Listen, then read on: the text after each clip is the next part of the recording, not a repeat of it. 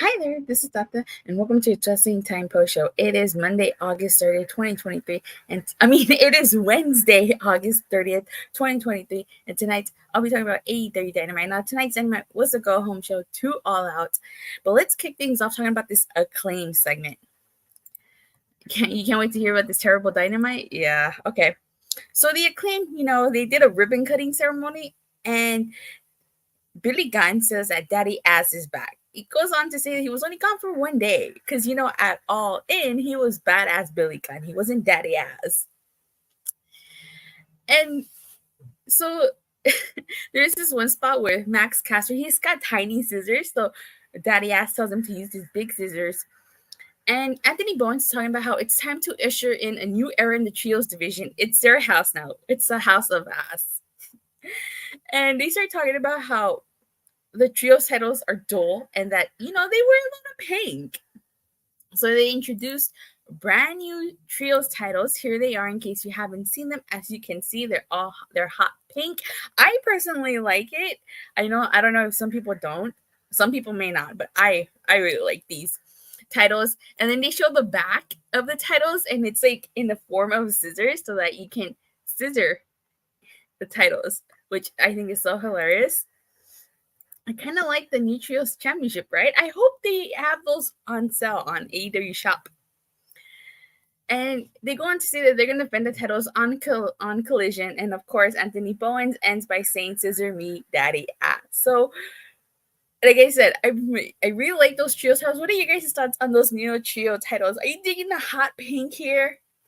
Are you digging the scissoring in the back? Let me know in the live chat or in the comment section down below. Okay, next we're going to talk about this Adam Cole segment. So we find out that, earlier in the night, they do a backstage segment. It's from what happened at All In. And he got better than you, baby. And MJF is telling Adam Cole that he loves him like a brother, but he almost broke his neck 6 times and that he's exhausted. He's going to go to Paris. So he takes a week off.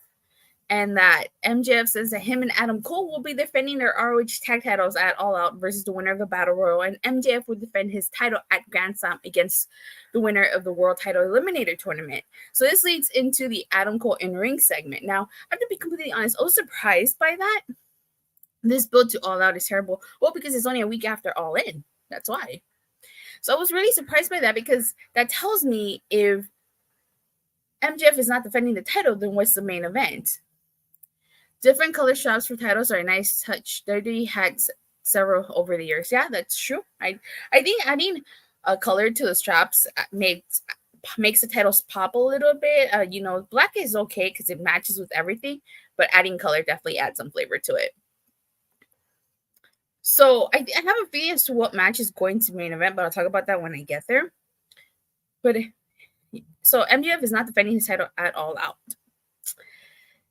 But he will be defending at Grand Slam.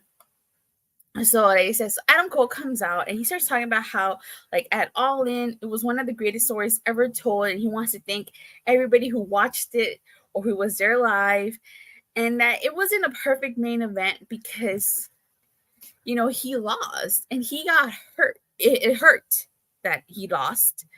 And here's the thing that caught my attention. He says he knows he will get another shot at the world title, whether he's referring to the fact that MJF is champion or maybe down the road remains to be seen. But I thought that was really interesting that he said that, especially because, MJF wasn't there. He took the night off, like I said, he has a week off. So he starts talking about how MJF's neck is in pretty bad shape. It's, pretty banged up. But that he makes a promise that MJF will be ready to go at All Out. Now he starts talking about how there's something important he wanted to discuss, but before he can even get further into that, the Kingdom and Roderick Strong appear. Now I gotta hand it to Roderick Strong. Like, homie's still rocking that neck brace, even though it's been a month since he faced Samoa Joe. So like he accuses Adam Cole of caring more about MJF's neck than his own neck. And of course, Mike Bennett, Matt Taven, the Kingdom, they have a history with Adam Cole. So Mike Bennett brings that up. He talks about Ring of Honor 2010, 21-year-old Adam Cole and 25-year-old Mike Bennett, how they got signed to Ring of Honor that night. They got each other's jobs. And he tells Adam Cole to think about all the arenas they've been to together. They picked each other up in their worst moments and celebrated each other in their best moments. Matt Taven says that he's thought about this for a long time, and that he looks like Strong is turning heel. It seems like it. Like, he makes reference to the fact that, when Adam Cole needed the Kingdom, they were there, but then he ditched them to go for the Bullet Club. He references NXT by saying when Adam Cole went to Florida, he was surrounded by their friends. And basically, Matt Taven is accusing Adam Cole of only caring about himself. And so Adam Cole gets offended by this, of course, and he says that that's not true. And he apologizes to Roderick Strong and to the Kingdom that Max isn't just his friend, it's his best friend, and they need to be more understanding. So Roderick Strong says that he plans to enter this tournament and defeat MJF with his real friends, Matt and Mike. In a bad neck or not, he's winning that tournament because he's a wrestling legend, and then he leaves with the Kingdom. So that's a very interesting turn of events because I was not expecting that. So I wonder how Adam Cole is going to play a factor into this. I think that he's probably going to cause Roderick Strong. If Roderick Strong does win that tournament, Adam Cole might cost him that title. I mean, this would be interesting. Is Adam Cole going to help MJF? Would he help Roderick Strong? That remains to be seen. But what do you guys think here? What do you guys think is going to happen? Does Roderick Strong win the Grand Slam World Title Eliminator Tournament and go on to Grand Slam to face MJF? Or does Adam Cole cost Roderick Strong an opportunity at that title? I honestly think Adam Cole is going to play a factor in that title opportunity. Now, I'm really surprised the Kingdom isn't in that ROH Tag Title Battle Royal, which is going to take place on Rampage. So that tells me they're not going to challenge for those tag titles yet. But I feel that that's what that's going eventually, maybe at Full Gear. I think Cole will call Strong. Yeah, I think so too. I think he's going to cost him the title opportunity. But yeah, so awesome segment between Adam Cole. We're getting more of a who's he gonna side with here, so I can't wait. All right, so next let's talk about this opening match, which was Jon Moxley versus Komander. So great, another battle royal on Rampage. Give me a pillow. This was a good match. Now Jon Moxley ended up winning this with a rear naked sleeper to Komander. So he won by submission. No surprise there. Komander tried to get revenge on Jon Moxley for what he did to Rey Fenix. So it was revealed that whoever won the main event, which was Orange Cassidy versus Penta Cero Miedo for that international title, would face Jon Moxley at All Out. Let me guess, Moxley actually he did not bleed. So this is followed up with an Orange Cassidy promo. It's actually a really good video promo. I actually really dug it. He talks about how if he survives against Penta, he gets to wrestle at Moxley at All Out. And he makes reference to the fact that he's no longer the same Orange Cassidy that started 4 years ago. He's going to show Moxley why. And honestly, I really, really did like that promo. And Orange Cassidy has come a long way since his early days in AEW. So I'm going to go ahead and jump into the main event because... Well, actually, no, I'm going to talk about this Jon Moxley promo that he does, and then I'll talk about the main event. I got a game. Every time Moxley bleeds in the match, take a shot, or you might end up in the ER if you do that. So again, Moxley references the fact that he's going to face the winner of Cassidy versus Penta. He talks about how everybody has a belt, everyone's got a catchphrase, and the wrestler with the biggest bite will leave with the international title at All Out. So the main event is Orange Cassidy versus Penta Cero Miedo for the AEW International title, and the winner faces Jon Moxley. So this is a really good match. No surprise there. And I saw this coming. Orange Cassidy won. Now, I feel like this match was a little predictable because I had said, a couple weeks back that it seemed like they were building to an Orange Cassidy versus Jon Moxley feud or fight for that international title. And that was right. We're getting that at All Out. So, I guess you could have made the argument that Penta could have won because, he does want revenge on Jon Moxley. He even said so in a promo earlier in the night. But after the match, Orange Cassidy cut a promo, probably one of the best promos he's ever done. Let me see. Legend has it Mox once lost a first blood match before it even started because he was bleeding before the match. That's funny. So he grabs a chair and a microphone and he talks about how he usually doesn't talk, which is true. He usually doesn't. He talks about how tired he is, how his body hurts, and that every single time he has a title defense, that backpack gets a little heavier. No surprise, LOL. But he is here and he's wrestling and he's defending that title. He talks about how it means everything to him, that it's everything AEW is. I liked Orange Cassidy's promo. He was good on the mic. I want to see more of this from him. And that he will continue to defend that title for as long as he wants, and there's nothing anyone can do to take it from him.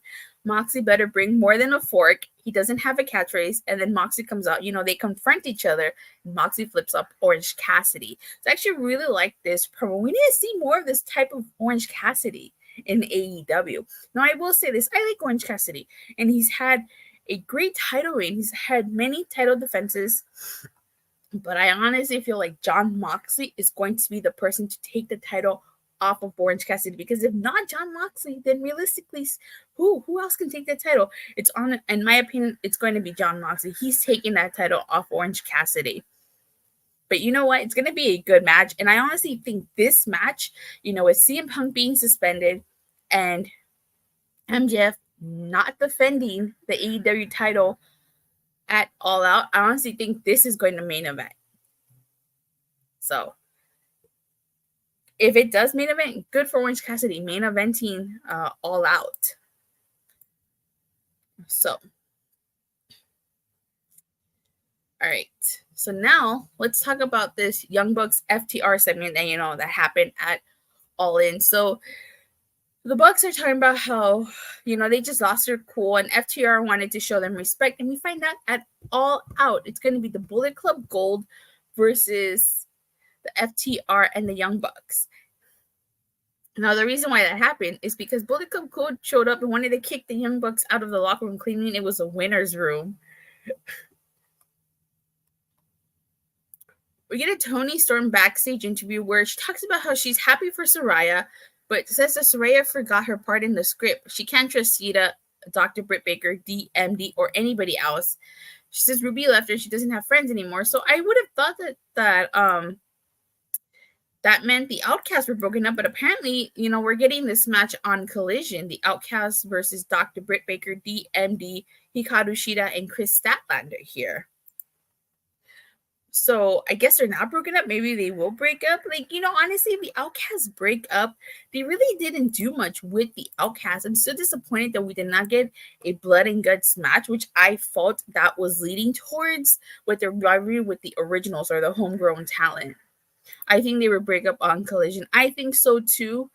I'm not gonna watch Collision because it's also WWE's Payback. So, but yeah. So if the Outcasts do break up, they didn't really do much. Look who they feuded with. Honestly think, and I could be wrong, but I honestly think we need Jamie Hayter to hurry up and get back and go against Saraya.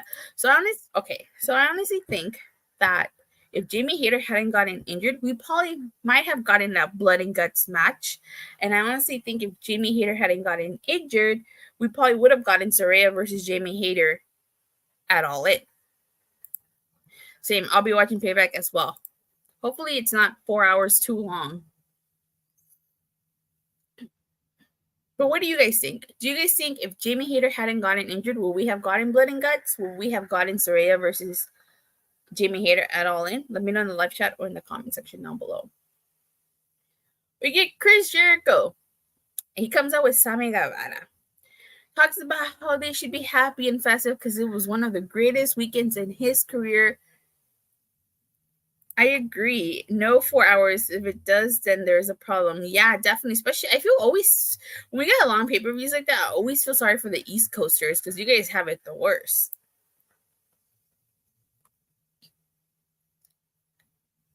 Actually, no, he doesn't come out with Sammy Guevara. My bad. I'm a little confused here. Saraya versus and Jamie at All In the UK should have been huge, right? Exactly. So he wants to forget about how he treated Sammy Guevara. So he asked Sammy Guevara to come out.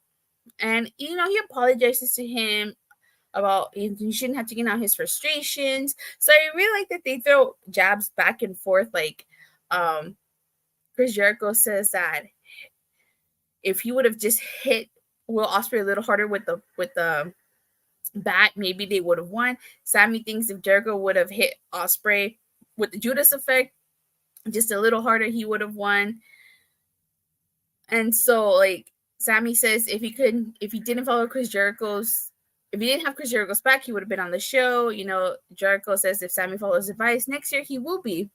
So they go back and forth with these little jabs, which I like. And Sammy alludes to the fact that it was 4 years ago in that very same arena where Chris Jericho became the inaugural AEW champion. And he also makes reference to the fact that Jericho literally, if you guys remember, he literally lost his title outside a steakhouse. I think somebody broke into his car and stole the title. And so basically the whole point of this is that Chris Jericho wants to reunite Elite Sex Gods, and they're going to go after those tag titles. And it seems to me, I think they said that next week the Elite Sex Gods are going to reunite, and they're going to start to the road to those tag titles, and then they hug. So very interesting. Where does this lead to? I think this is going to lead to Sammy Guevara versus Chris Jericho. This is going to kind of similar to Adam Cole and MJF. I honestly think that they're not going to turn on each other right away. I think they're going to end up challenging for those tag titles. And when they do challenge, they'll lose. And if Sammy Guevara is going to be the face here, then Chris Jericho is going to turn on Sammy Guevara if they lose the chance to win those tag titles. Oh, yep, Guevara's turn. Oh, you think Sammy Guevara's turning on Chris Jericho? Okay, I can see that too. But if you want, like I said, if you want Sammy Guevara to be the face, you have Chris Jericho turn on Sammy Guevara. We're getting New Japan Strong Openweight title match. It's Eddie Kingston versus Wheeler Yuta. This wasn't a bad match. And of course, Eddie Kingston is victorious. And at the end, during the match, Claudio Castelloni and Jon Moxley were watching. So, at the end, Claudio comes on. He doesn't even stare at Eddie Kingston. He just walks right by and checks on Wheeler Yuta. Since after what we saw at All In on Guevara walking on Jericho, I think he's turning on Jericho. Okay. So if he's turning on Jericho, then I still think they're going to lose the title. They're going to lose their opportunity at the titles. Speaking of Sammy Guevara, we get a backstage interview with Sammy Guevara. And he starts talking about how he's happy him and Kris are back on the same page. But before he can continue, Don Callis interrupts him and asks him if he thinks it's challenging dealing with a sociopath like Chris Jericho. And he congrats on Sammy being pregnant. And Sammy Guevara basically tells him to get lost because he has family and didn't come to Chicago to talk to him. I feel like Don Callis is going to factor in this somehow. So next, we get Kris Statlander, Hikaru Shida, and Dr. Britt Baker, DMD, versus Nyla Rose, Emi Sakura, and Marina Shafir. So there was some miscommunication between Dr. Britt Baker, DMD, and Hikaru Shida. Kris Statlander won this for her team when she pinned Marina Shafir. And then at the end, Ruby Soho attacked Kris Statlander, and she took the TBS title, she held it up, and she put it on the ramp. She was trying to send Kris Statlander a message here. And honestly, I feel like Kris Statlander's title reign as TBS champion has been a little lackluster. So if she loses to Ruby Soho, it wouldn't. Let me see. Thank God I missed this match. I would have fallen asleep. I feel like ever since he took the TBS title off of Jade, like Kris Statlander is just kind of there. Like, yeah, she's doing open challenges, but what more? What she could do more? Like, she wasn't even on All In.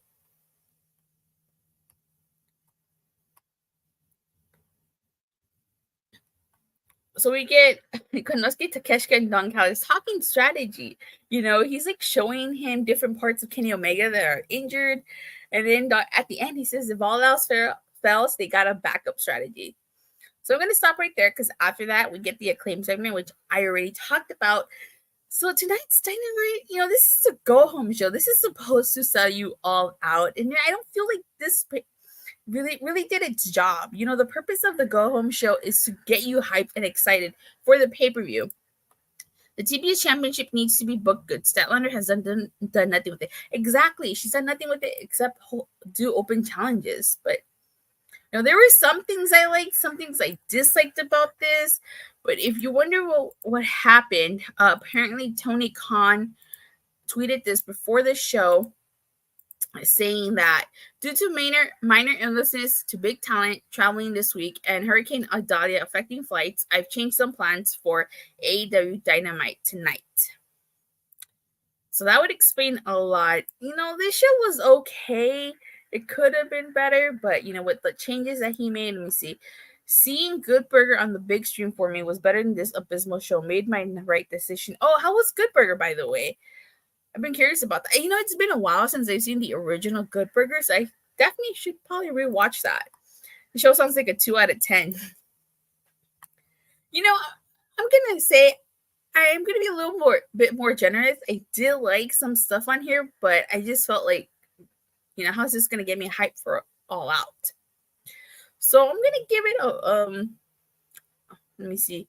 The TBS title will be as relevant as the TNT title soon at this place. Yeah. Please, and I hope we get more than one women's match at All Out. Seriously. It was an awesome. Oh, cool. Okay. So because it did like some stuff, I'm going to be a little bit generous, but you have to remember, this is a go-home show. Sell me the pay-per-view, damn it. Make me spend another $50 on this pay-per-view. Give Good Burger a rewatch again. One of my favorites. Okay, I definitely will. So I'm going to give this a 5 out of 10. And that's just me being generous because I did like some stuff, but as a go-home show, no. Alrighty then. So with that being said, you guys, thank you guys all so much for watching and for the continuous support. So I do have one little thing to say. You know, unfortunately, my Power Month did not go as planned. Tomorrow is the last day of Power Month. I do have one last piece of content coming out for Power Month. So I know if it doesn't come out tomorrow, it'll come out Friday. I know Friday, September, but I still want to put it out there, and I hope you guys enjoy it. Let me see. I think Payback is looking like a better show than All Out. Oh, okay. Interesting take. So if it's not out tomorrow, it'll definitely be out by Friday. But with that being said, thank you guys all so much for watching and for the continuous support. Please don't forget to like and subscribe. Make sure you hit that bell so you get notified whenever I go live or release a new video. And I'll see you guys Friday after Rampage. Bye.